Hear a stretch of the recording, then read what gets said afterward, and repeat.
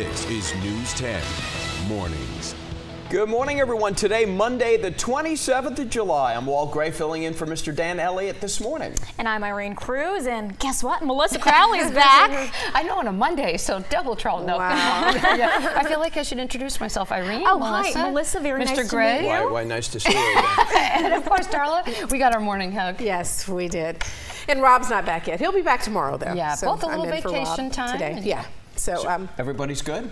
Everybody's great. Yeah? Yeah. And weather is going to be hot. Toasty. Yeah, we're looking at breezy, muggy, warm conditions throughout this week. So today we'll start to see those breezes picking up in the area, and that's going to lead to some dry conditions. I'm going to start with the Lowell fire. All the areas that you see here in red, those are some new spot fires that have started around the Lowell fire, and firefighters are still battling that blaze. Let's talk about the wind speeds right now throughout the area. As we take a look, the strongest wind we're seeing 14 miles per hour through the Fairfield area. As we go to Kybers, where they were battling the fire there as well as Highway 50, winds are very mild throughout the area. Let's go to Auburn now, where we're looking at wind speeds at around 5 miles per hour. Later this afternoon, the winds are going to increase. We'll see some wind gusts up to 25 and 30 miles per hour, which is not good with firefighting efforts. Taking a look at outside right now, beautiful shot of the skyline in Sacramento.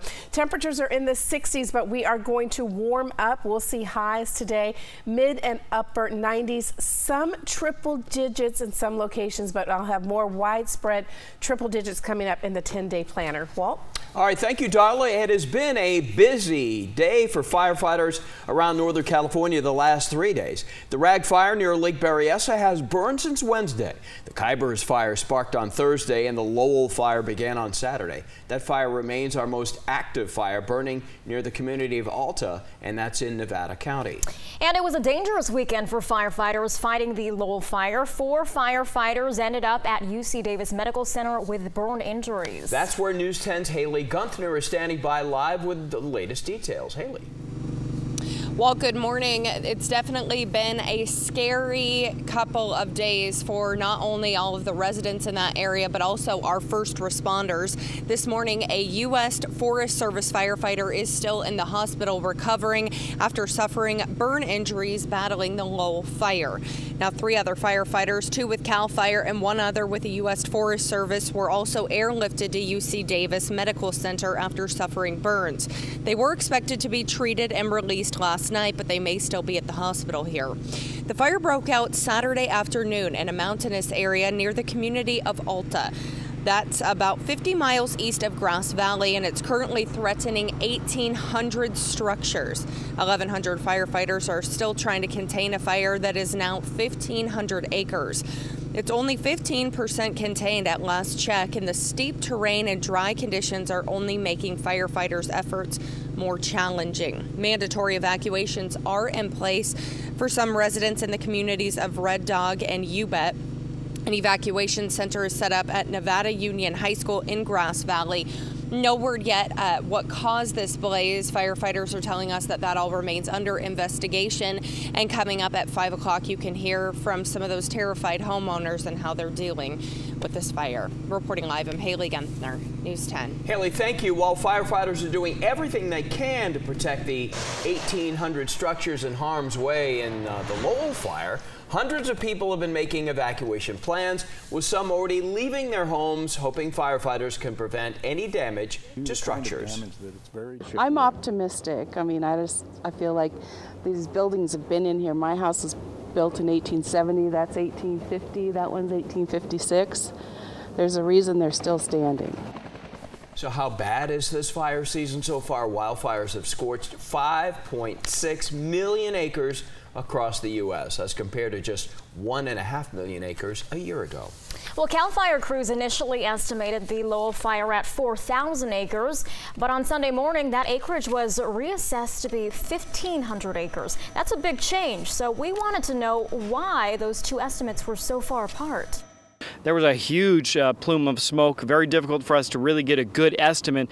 But overnight and this morning we were able to use some infrared mapping and able to determine that the fire was actually a little smaller than that, about 1,500 acres. Even though the size of the Lowell fire decreased, fire crews stress the flames are still dangerous and moving quickly. Irene, pictures and video have been pouring in showing just how tough this firefight has been. To air tankers dropping water and fire retardant from above, to firefighters on the ground. The battle has been treacherous in steep terrain and very dry conditions. At 4:35, we want to check in now with Melissa Crowley on what's going on the roads. Hey, Melissa. Good morning, Irene. Good morning, Walton, everyone. And with the fire, there are still some road closures in effect. Interstate 80 in Placer County, several exits are closed. First, a look, traffic still light here. Interstate 80 at Crystal Springs.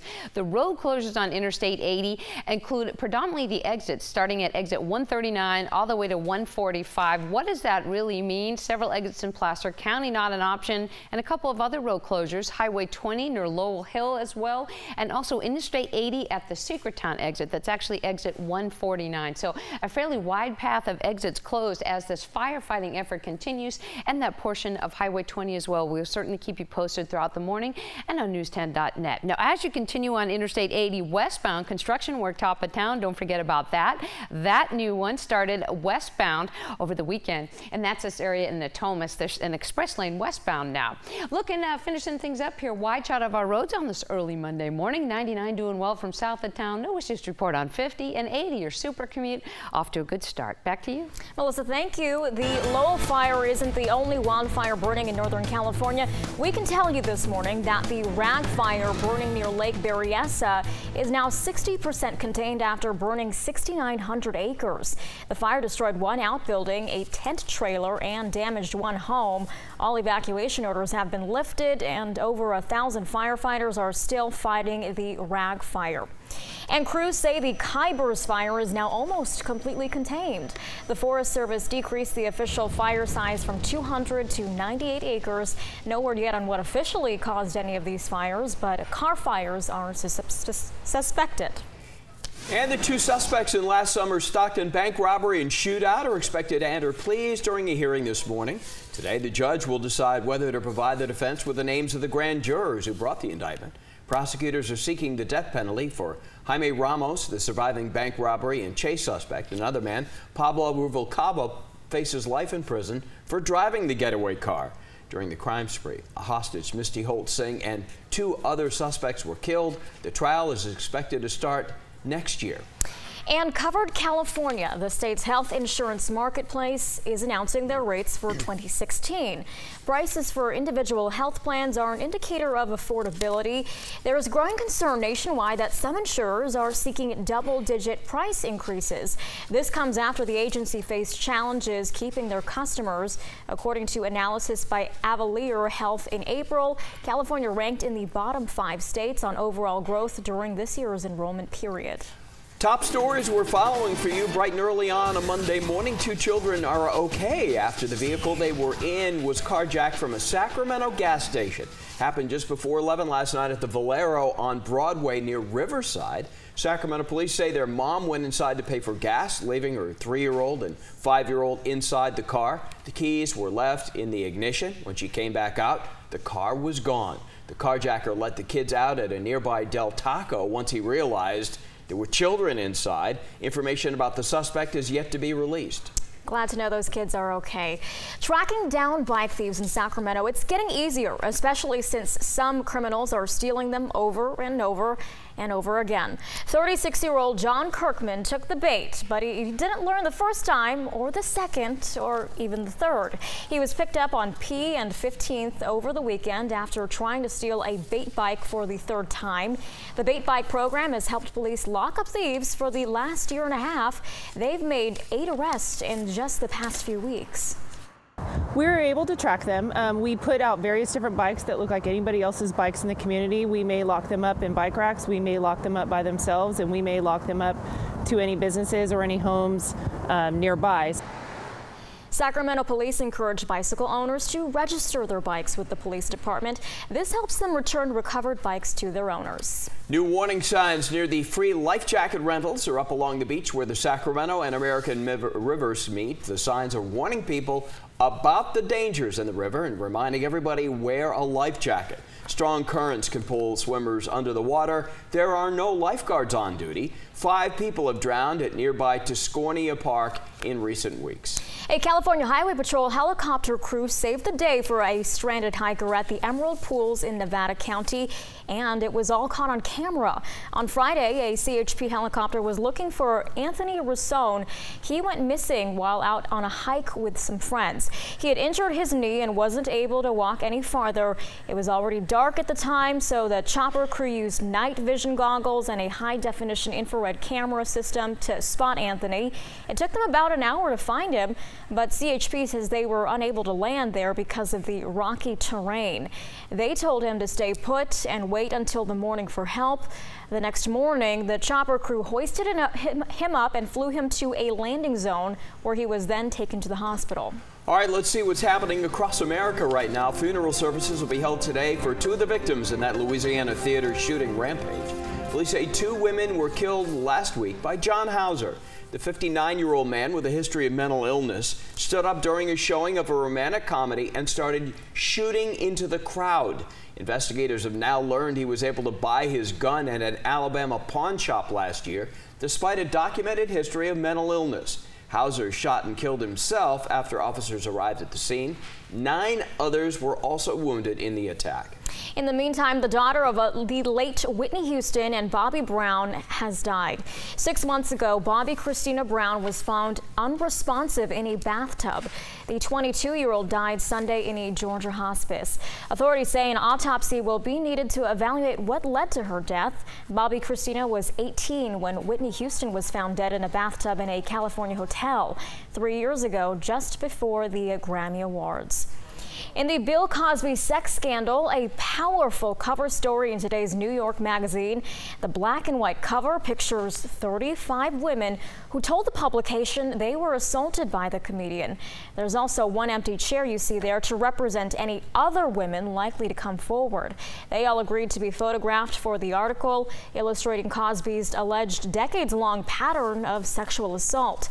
The 78-year-old Cosby admitted to using drugs with women in a deposition, but he says they were only used during consensual sex. Elsewhere, the Boy Scouts are expected to make a big announcement today that it will officially end its ban on gay scout leaders. A Boy Scout committee approved the resolution earlier this month. The new policy won't prevent church-led scout groups from choosing adult leaders whose beliefs are consistent with their own. The change will become official policy once it's ratified by the organization's 80-member board, and that vote is set for today. At 4:42, we want to go now to a consumer alert. Fiat Chrysler has settled for a record $105 million fine for shortcomings in reporting defects and handling recalls. Hundreds of thousands of Jeep Cherokees and Grand Cherokees had fuel cans that could rupture and spill gas in a crash. The settlement also covers the owners of 500,000 Ram pickups with defective steering that could cause pickups to lose control.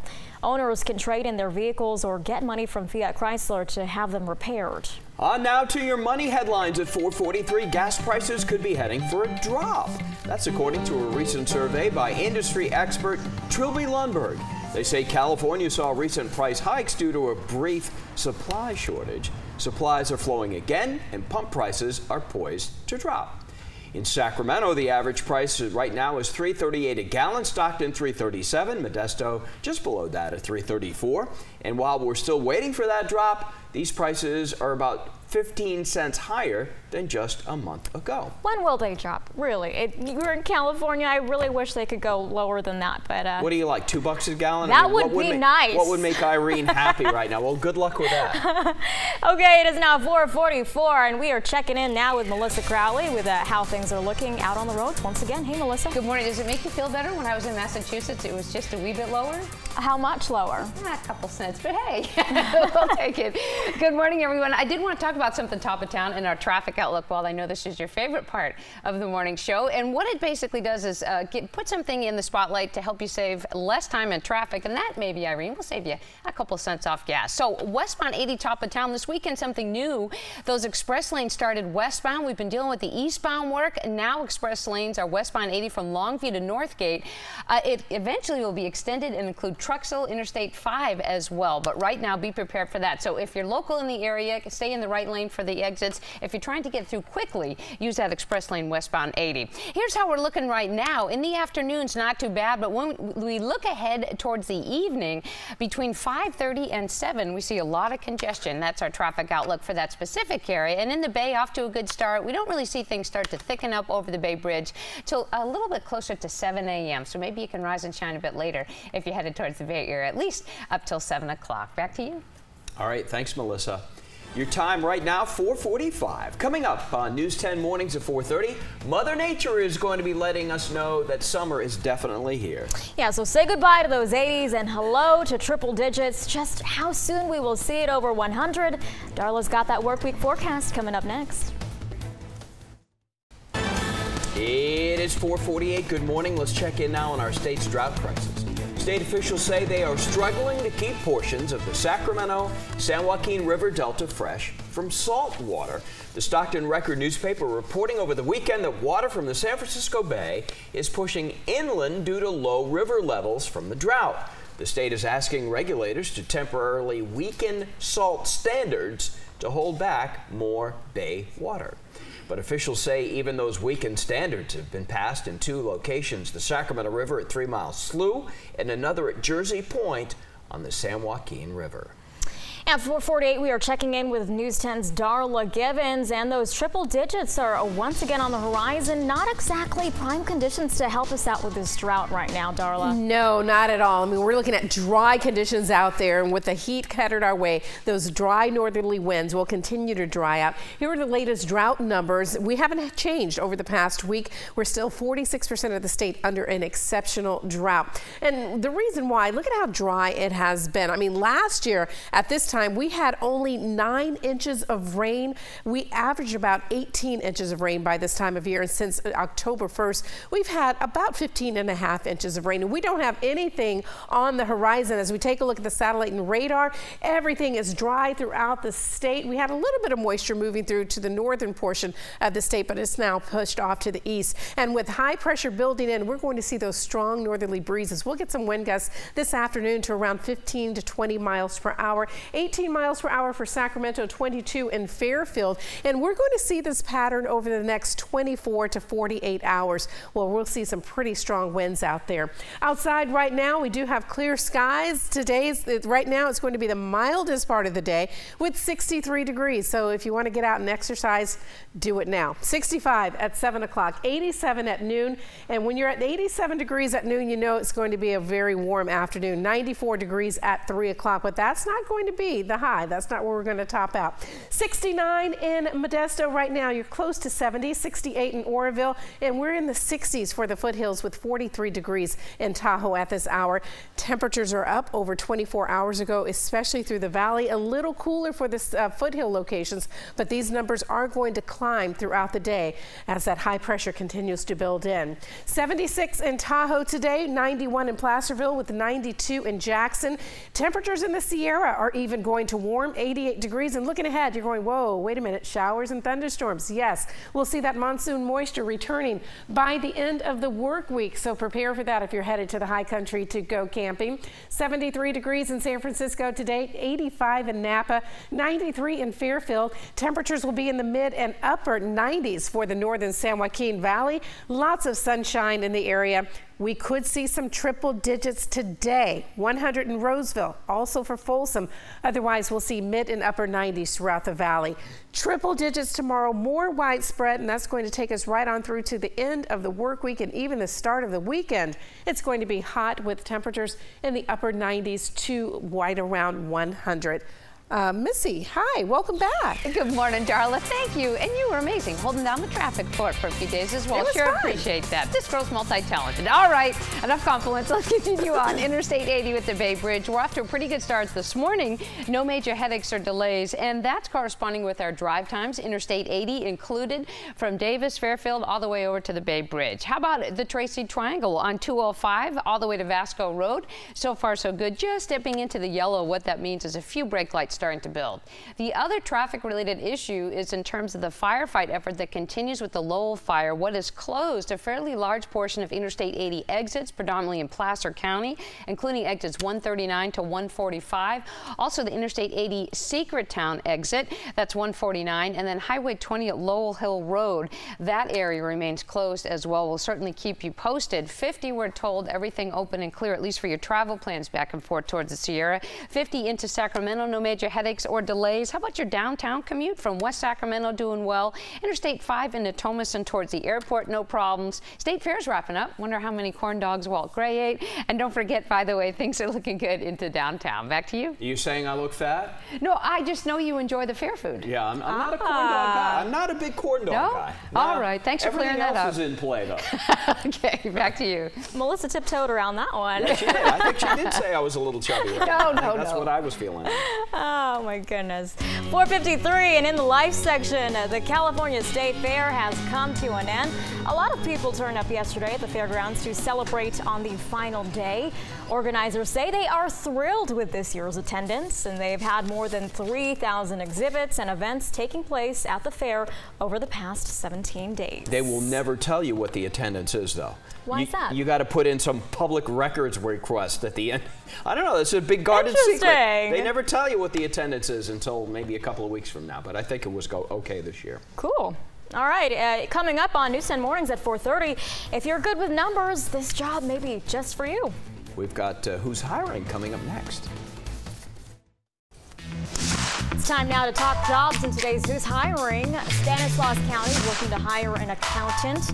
This person would work for the county's Community Services Agency in Modesto. A bachelor's degree and at least 2 years of related experience is required.